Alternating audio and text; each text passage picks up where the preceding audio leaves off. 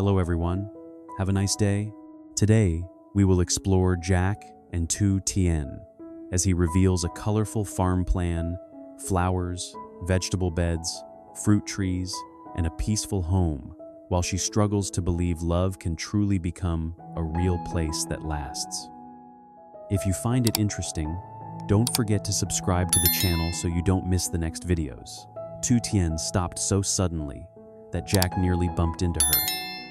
The hilltop was quiet, the kind of quiet that made every sound feel louder.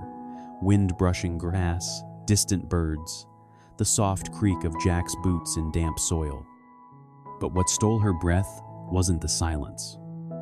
It was the color. Below them, the land stretched out like a spilled palette. Rows of flowers, pink, yellow, white, and soft purple, rolled across the slope in clean, gentle curves. Between the blooms, narrow paths cut through like careful handwriting.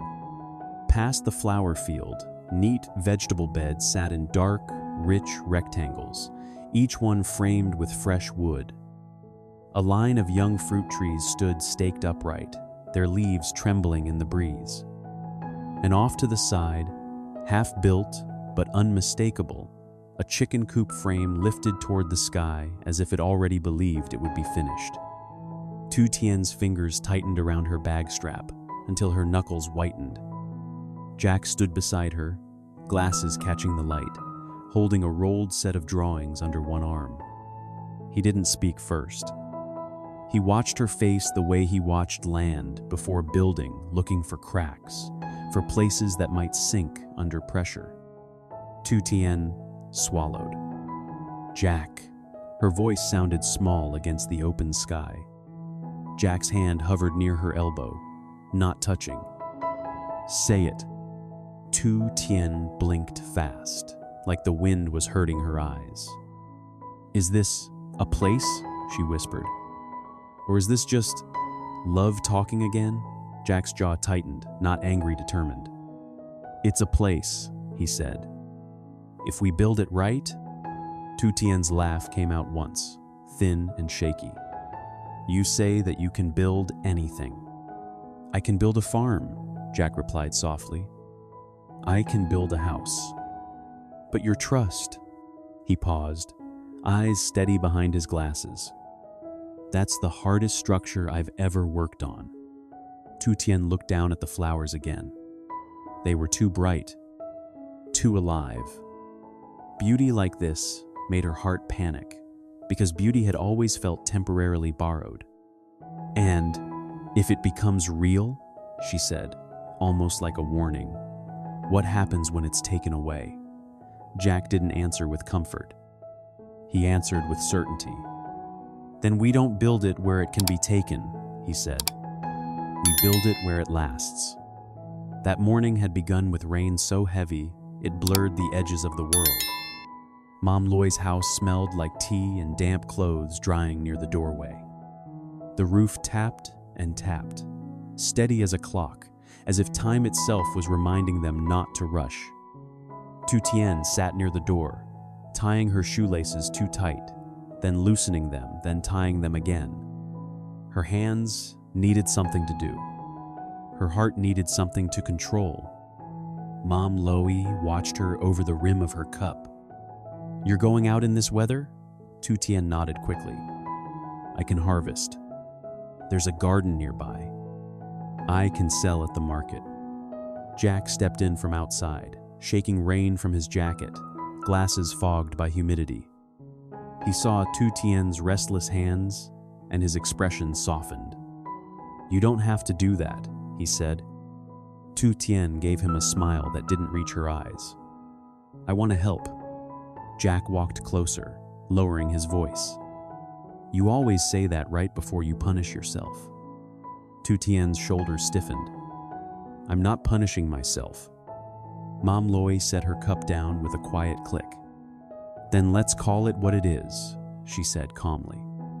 You're afraid. Tu Tien looked away.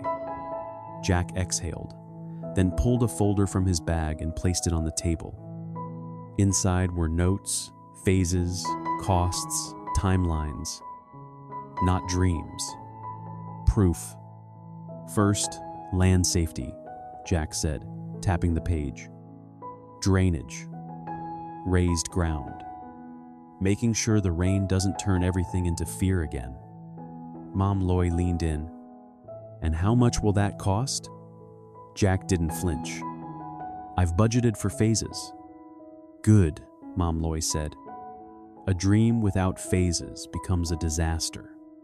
Tutien stared at the paper without touching it. The word budget made her chest tighten. Money meant power. And power always came with conditions, at least that's what her past had taught her. Jack stood. I need to go check a site. There's a wall issue. Tutien grabbed her raincoat. Then I'll go harvest.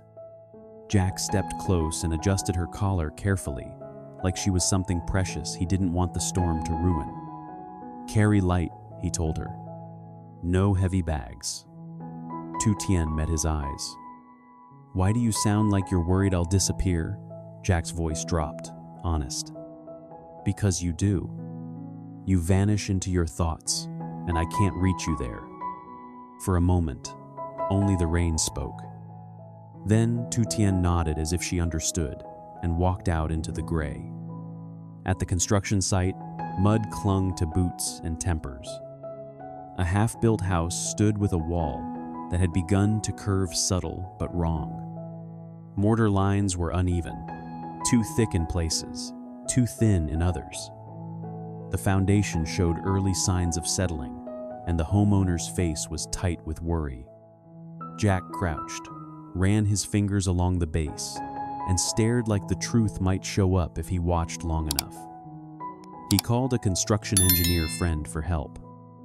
When the friend arrived, he didn't sugarcoat anything. This land is borrowed, the engineer said. If you don't handle drainage now, the house will suffer later. Dig a ditch around the whole structure. Redo waterproofing. Replace weak workers. Jack listened, taking it seriously because he knew a home wasn't just bricks. It was someone's hope. I'll fix it, Jack said. No shortcuts. When the homeowner finally relaxed enough to offer water, the village chief passing by recognized Jack. Small talk turned into real talk fast. The chief glanced toward the valley and shook his head. Low land like this, he said. Every rainy season, people suffer again. Jack's eyes sharpened. Is there higher ground nearby? The village chief paused, then nodded slowly. There's a plot up the hill. Don't flood. The owner wants to transfer. Not many can afford it. Jack kept his face neutral, but inside, something tightened into focus. Higher ground wasn't just geography. It was peace. By midday, the rain broke into sunlight so suddenly it felt like a trick.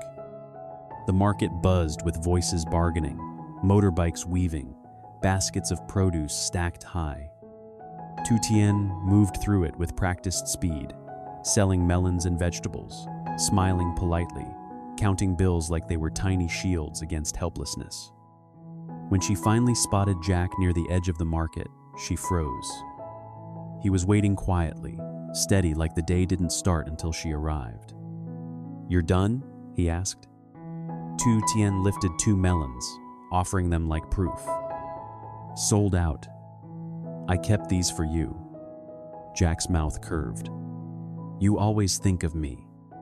Tutien watched him pay for rice, oil, and spices essentials for a life that was trying to become real. He didn't hesitate. That should have comforted her. Instead, it scared her, because she could already hear the old voice in her head. He'll get tired. He'll count the cost. He'll leave. Jack turned to her, gentle. Let's go. Tutien nodded. And as the sun warmed her skin, her heart stayed cold with one question she couldn't shake. If love could build a colorful farm dream, could it really become a place that stayed? The road back from the market climbed gently, and the sky kept pretending everything was simple. Bright sun, clean air, soft wind drifting through the trees. But inside the truck, Tu Tien sat too still. Jack noticed the way her hands stayed folded in her lap instead of fidgeting with the bag like she always did. He noticed the way her eyes watched the passing landscape like she was trying to memorize it before it vanished. "You're quiet," Jack said, keeping his voice light. Tu Tien forced a smile. "I'm just tired." Jack didn't push. He'd learned that forcing her feelings open was like forcing a door on a swollen frame, everything splintered. So he drove, steady and patient, letting silence breathe. When they reached the hill path, Jack slowed the truck and turned off the engine. The quiet that followed felt heavier than the noise of the market. "Come," he said softly. Tu Tien stepped out, shoes sinking slightly into damp soil. The air smelled of wet grass and sun-warmed leaves. As they walked upward, the color came back into view, first a hint of pink, then the full sweep of flowers like a painted ocean. Tu Tien stopped again, chest lifting like she'd been running. Jack stood beside her, unrolling the drawings carefully. He anchored the corners with stones, the same way he anchored his promises with something solid. Tu Tien stared at the label flower field, then at vegetable beds, then at home. Her throat tightened. "It's beautiful," she whispered. Jack nodded. "Because you deserve beauty." Tu Tien's eyes flashed hurt hiding behind it. "That's the problem." Jack turned to her, brows knitting. "What problem?" Tu Tien swallowed. "Beauty doesn't stay in my life. Not for long. It always comes with a price." Jack's jaw tightened. "Not this time." Tu Tien let out a shaky breath. "You don't know that. You're spending money, time, and energy on something that's supposed to be for me. And one day you'll look at it and think, I wasn't worth it." Jack's voice dropped, firm. "Don't speak about yourself like that." Tu Tien's hands trembled as she pointed toward the valley. "Look at it, Jack. It's huge. It's a whole future. How am I supposed to live inside something that big without feeling like I'm stealing it?" Jack stepped closer. "Careful. You're not stealing. You're building with me." Tu Tien shook her head, tears gathering. "I'm building. I sold melons. I brought home rice. That's not building a place like this." Jack's eyes softened behind his glasses. He reached for her hand, but paused, waiting for permission. Tu Tien didn't pull away. Jack took her hand gently. "You built the most important part already," he said. "You stayed." Tu Tien blinked. "Stayed?" Jack nodded. "You didn't run from love when it scared you. You didn't disappear when things got serious. You keep showing up, even when you're afraid." Tu Tien's lips trembled. "I show up because I'm scared of being left behind." Jack lifted her hand slightly, pressing it against the rolled edge of the plan. "Then let's make it a place where you don't have to be scared anymore." Tu Tien looked down at the line's drainage channels, raised ground, and a wider kitchen marked beside the home. Her voice came out thin. "You even drew the kitchen bigger." Jack's mouth curved. "You said you wanted to cook without feeling cramped." So I listened. Tu Tien's tears fell faster now, dropping onto the paper like small rain. Jack didn't wipe them. He didn't tell her to stop. He only leaned closer, voice low. "This isn't a fantasy," he said. "It's phases. Step by step. Drainage first. Soil next. Beds next. Coop next. Orchard next. Then the house. And if we stop at any step, the place still works." Tu Tien's breath hitched. "What if people talk? What if they say, I got lucky and I don't deserve it?" Jack's eyes held hers without blinking. "Then let them talk. I'm not building for their mouths. I'm building for your peace. Tu Tien shook her head, almost laughing through tears. You make it sound so simple. It's not simple, Jack admitted, but it's real. He turned her slightly, guiding her gaze across the land. See that spot? Morning sun. That's where the flowers start. Here, the beds. Here, the coop. Fruit trees along the edge so the roots hold the soil. And the home here, on the safest line, Tu Tien stared at the exact place he pointed to, and for a moment her face looked like a child's wonder mixed with fear. Can love really become a place? She whispered. Jack stepped closer until their shoulders touched, warm and steady. Only if we choose it every day, he said. Not with words, with work, with proof. Tu Tien closed her eyes, leaning into that warmth like she'd been cold for years. Then she nodded, small, trembling, but real. Okay, she breathed. But step by step. Jack's answer was immediate, like the foundation beneath them. Step by step. And as the wind moved through the flower field below, Tu Tien finally let herself believe the color wasn't borrowed. It was waiting for her.